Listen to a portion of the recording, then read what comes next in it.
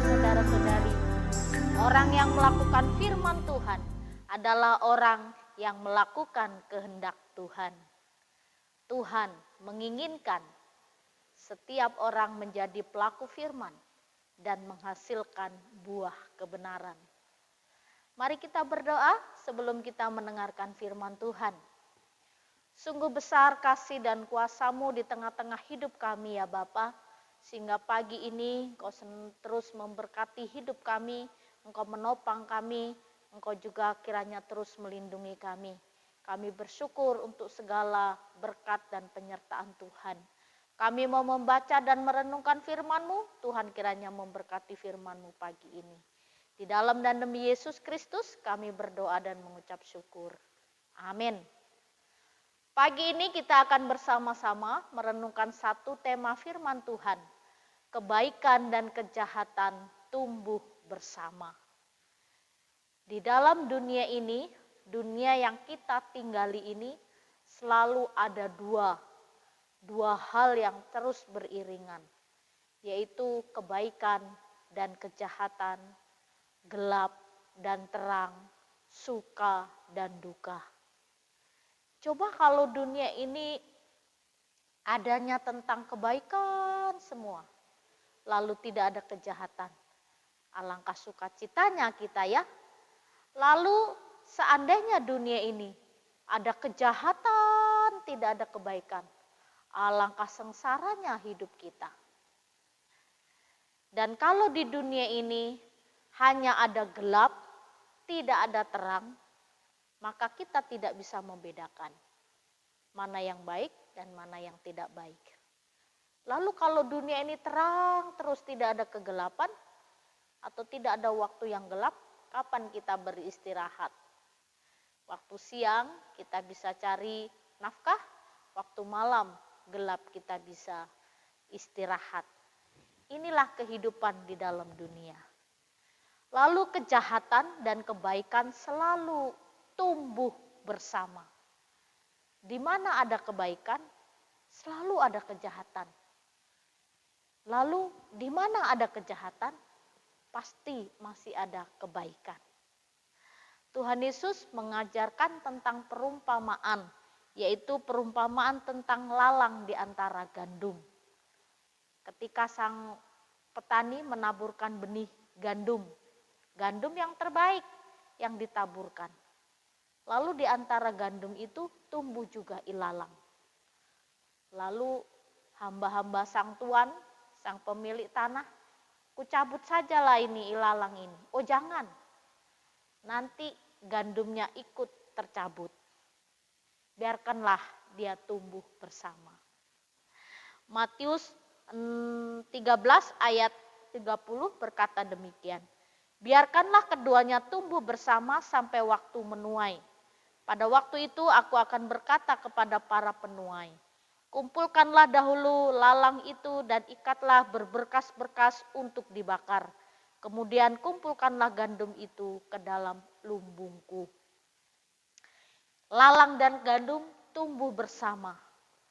Kalau dicabut ilalang, gandum pun akan tercabut, mati dan tidak bertumbuh.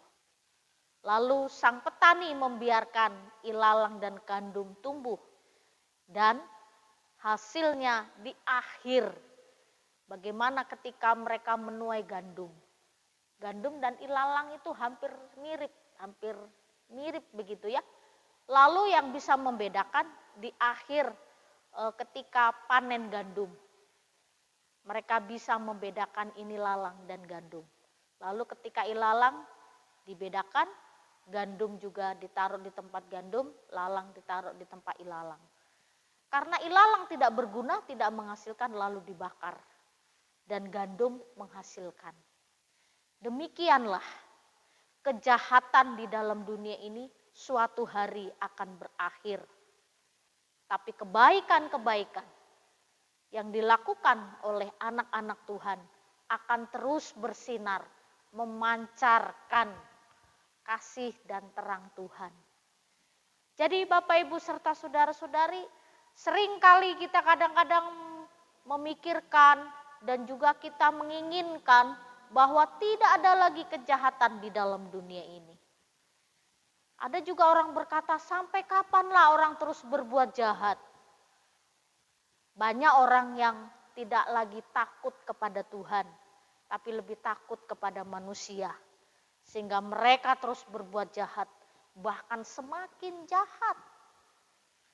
Bayangkan Bapak Ibu, sekarang beras ada dicampur butiran-butiran plastik. Bukankah itu satu perbuatan yang jahat sekali? Beras itu dimakan oleh kita. Kalau butiran plastik dimakan oleh kita manusia, kita bisa sakit kanker. Banyak mungkin kalau kita bicara soal makanan. Banyak makanan yang tidak layak dikonsumsi oleh manusia. Tapi orang rela memberikan sesuatu hal di makanan supaya memperoleh keuntungan. Semakin hari semakin banyak orang yang jahat. Bahkan perbuatan jahat itu luar biasa. Dan bagaimana kita bisa, kadang-kadang kita juga ingin menghancurkan orang-orang yang jahat, tega sekali begitu. Tapi firman Tuhan ingatkan kepada kita pada pagi hari ini, bahwa kebaikan dan kejahatan akan tumbuh bersama. Jangan kita terpengaruh melakukan kejahatan, tapi tetaplah lakukan kebaikan. Kalau kita punya dasar yang kuat, kita tetap melakukan kebaikan. Dan ketika kita melakukan sesuatu yang jahat, kita akan resah, gelisah, tidak nyaman. Sebagai anak-anak Tuhan, jadilah gandum yang terus bertumbuh, meskipun banyak ilalang-ilalang di sekitar kita, tapi teruslah bertumbuh dan menghasilkan bulir-bulir gandum yang menyenangkan Sang Tuan. Demikianlah hidup kita di antara kejahatan-kejahatan manusia. Mari kita tetap melakukan kebaikan. Dan kebaikan akan nyata, kejahatan akan berakhir. Biarlah kasih dan anugerah Tuhan memampukan kita untuk kita terus berbuat baik, mengerjakan kebaikan, sesuatu yang menyenangkan hati Tuhan. Kiranya Tuhan menolong kita untuk kita terus berbuat kebaikan. Mari kita berdoa. Benar ya Tuhan, untuk firman-Mu pagi ini yang mengingatkan kepada kami. Seringkali kejahatan di dalam dunia ini Tuhan membuat resah dan gelisah. Kadang-kadang kami juga mulai terpengaruh dengan pemikiran-pemikiran yang jahat. Tuhan, tariklah kami kembali, tolonglah kami ya Tuhan, karena kami berasal dari pohon yang baik, dan pohon yang baik akan menghasilkan buah yang baik. Biarlah kami terus melakukan dan mengerjakan kebaikan, supaya nama Tuhan semakin dimuliakan lewat kehidupan kami. Kuatkan kami untuk terus berbuat baik. Di dalam dan demi Yesus Kristus kami berdoa dan mengucap syukur. Amin. Selamat pagi, Tuhan Yesus memberkati.